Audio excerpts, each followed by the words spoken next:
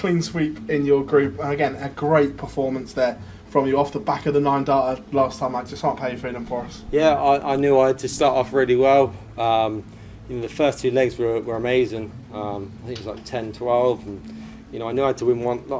Dart players are liars. They all know what they need to do. You know the draw you got. You know what you need to do. I knew I needed 1 leg to get through. I think it goes back and count back. So I needed 1 leg, and then obviously when I won the second, 1 more leg, and yeah. But it don't. Obviously, you see the game there. It didn't affect me. I'm not like thinking, please win this leg, please win this leg. I felt comfortable that I could conjure up 3 legs to win to win the group. So it was unfortunate in the end because obviously Nathan wasn't playing for much, but respect him because he didn't give in. He didn't throw his darts away. He really made me work, and it was a good game to be honest. But unfortunately, it wasn't the result that he wanted, but it was the result that I wanted. What's it like in the game? Because like you said there, you needed 1 leg, and Nathan would have known that he needed to win 5-3 and so on. So 5-2. So what's it like when you get to 3 and he knows he's out as well? I know he didn't give up, but does it almost change into almost like an exhibition and putting on a show for the crowd at that point? Not for me, no. When I went 3-1 up, obviously I wanted to hit another 9 or something like that. But yeah, it's not an exhibition for me. I still want to win the game, and maybe it might have been that for him because obviously he can't get through. I know how it feels. I've been on the end of it before. I played Jose de Salles, I think, like 4 years ago, and I won 2 games, didn't get through. I think I needed to win 5-2, and I won 5-3. But I was 4-3 up, and I was playing that last leg. But I was still putting a good leg because I thought, it might give you a bit of confidence. So, but that's the classy player that Nathan is. He wouldn't ever just give me the game. It's unfortunate because I love Nathan to bits, and I love Michael to bits. So it's kind of hard. There's no one I want to see win better, but I'm here for myself, and the most important thing is I get through, I win the group, and it's all gone in my favour. But it's been a tough group. There's been some great players in this one, and I'm happy to win all 3. Now, does the tournament start afresh, longer format, knockout stage? Is this the business end now where your mind's got to be 100% focused? Yeah, but it's more to do with the fact that there's no you can win 5, 6, 7, 8 legs here and you're through. It's just you win 10 legs and you're in the next round. And as much as one of my favourite tournaments, it messes with your mind because you're like, win 1, 2, 3, and it's negative, isn't it? That's why I come into this game today thinking win the game, because if you're thinking about winning 1, 2, 3 legs, it's just going to play on your mind. So it's the business end now, and obviously what suits me, longer format. If I can get through the next game, then it obviously plays more into my hands because 1st to 16 is, it's what I love. I love playing them long format games.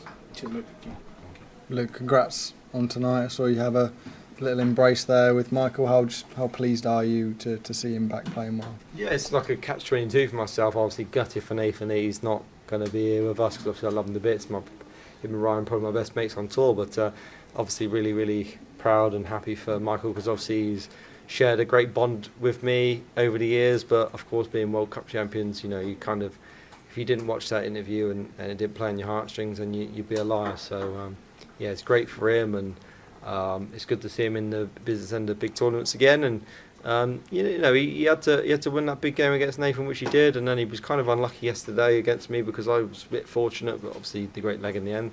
And then tonight, he showed his class, finishing that game off with a 9-6. So yeah, really, really proud of him, happy for him, and nice to see him back in the business end. On the face of it, when the group was drawn out, there were 3 really tough games in there. You must be really happy with how you've come through those tests.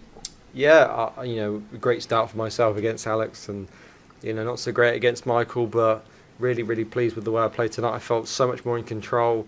The first up was so much better in the first 4 or 5 legs, and kind of when I got over the line to know I'd qualify through the group, won the group, maybe I relaxed too much. I don't like it, so these scenarios of 1st to 10s and just winner takes all is you're not going to see me take the foot off the gas. I'm going to be on it the whole time. So yeah, maybe sometimes that can happen. You're guilty of it as a dart player, but I'm looking forward to the next round now. I've got to go home tonight and spend a bit of time with my family and come back Wednesday refreshed, and really looking forward to it. Cheers, Victor. Thank you.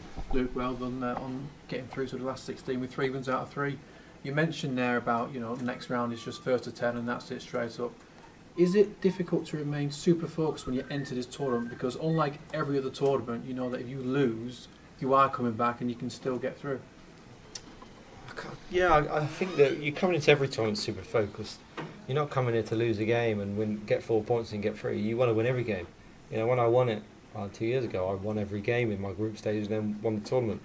You don't want to win a tournament by losing a game, really. It doesn't feel the same. So, I'm unbeaten in the group, and if I go on and win the title, then I've won the title by not being beaten. So it kind of feels a little bit more special when you do something like that. I mean, you've got an elite mindset because you've won so many tournaments, but do you feel like everybody in that tournament has the same mindset, or maybe some fall foul to the fact that they know in their mind that they've got that room for error and then things can unravel?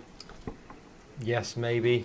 I don't know. You'd have to ask them, to be honest. I'm not in the minds of every dart player, but the elite players will always tell you that you ain't going into a game like that hoping that you'll win one leg, because you'll fall foul to probably lose 5-0. That's why I've gone to that game, starting off so great, 10-12, because I've got that elite mindset that I know that I want to win the game. I'm not trying to just win one leg. So I think if you ask the top dart players, they will tell you that you go into a game like that and you have to have that elite mindset as well.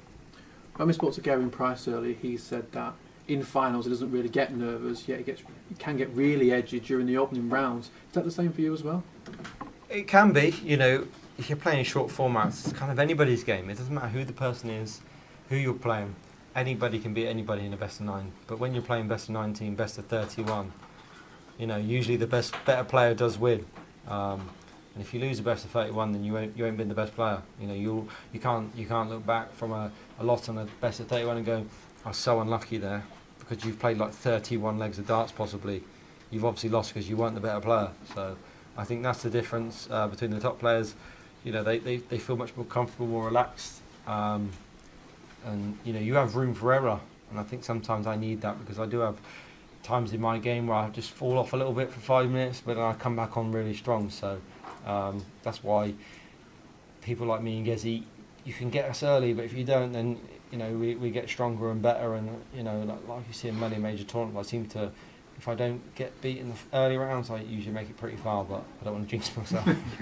Cheers, Luke. Thank you. Welcome tonight. Congratulations, Luke. It was a game where you had to go through it in stages, really. So how pleasing was it to go off like a rocket like you did? You're averaging over 130 for the first 3 or 4 legs. Yeah, testament to my mental capabilities. I felt, I don't want to give Nathan any confidence. I want to take the game away from him straight away. I don't want to give him anything to feel like, I've got a chance here. Obviously 10 and 12 obviously is more than perfect, to be honest. So you can only do a couple of 9s to be better at. So it was more to do with the fact I just wanted to get in front early and not create any unnecessary drama. But obviously I had that mindset of, I want to win the game. And once I got the 3 legs, I still had the mindset to win the game.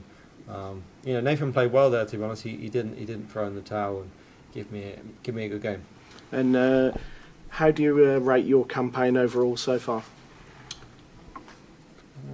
Probably a 7 out of 10, maybe. For the group stages, I think I've been good in patches and not so great in patches. Doubles have been good in patches, not so great in patches. So obviously the 9 dial, if I didn't I probably would have given you a 6. So but I know that these longer formats is where I come alive and where I feel much more relaxed and where I play much better. So obviously when I come back Wednesday, I'm going to be looking forward to that, because a little bit of room for error can help players. And it's Jurjen van der Velde for you in the last 16. Thoughts on that? And would you have been expected to be playing Chris Dobie or Damon Heta instead? I would never have expected anybody, to be honest. It's a group of 4 players that you kind of didn't know who you're going to get. I've just been with Fairplay and Jurjen said he doesn't care. He's playing the world number 1. He's over the moon. So, for me, if he's ready to play me, I'm ready to play him. He's a talented kid, and this is probably like a bonus for him being in this, because he's had unluckiness. But if he's ready to play me, I'm ready to play him. I'm looking forward to it. And he kind of was like he didn't care what happens now. So that's a dangerous person. I've got to make sure I come back. I want to stay fully focused and at my best to make sure that I don't allow any unnecessary drama to create in that game as well. Congratulations, Luke. Thank you.